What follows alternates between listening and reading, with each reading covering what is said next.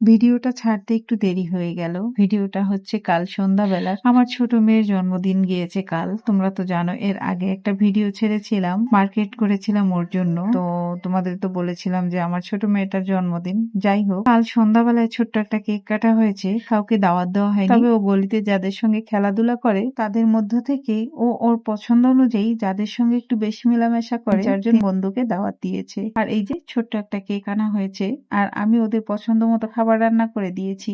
আর সাথে আছে টুনু। টুনুকে তোমরা একটু আগেই আমার কোলে দেখতে পেয়েছো।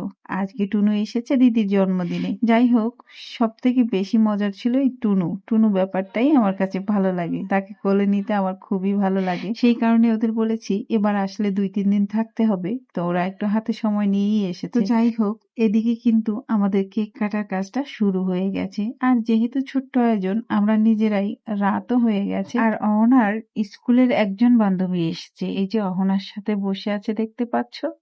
যাই হোক, ওর সঙ্গেও বেশি মেলামেশা করে, তাই ওকে ছাড়া ওর কেক কাটা চলবে না বলে ওকে নিয়ে এসেছে। আর এদিকে একটু ছবি টবি তুললো আর কি অহনা।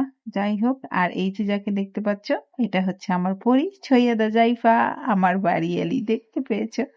তাকে কেমন লেগেছে অবশ্যই কমেন্ট করে জানাবে এবং আমার মেয়ের জন্য আশীর্বাদ করবে এবং দোয়া ভালোবাসা জানাবে।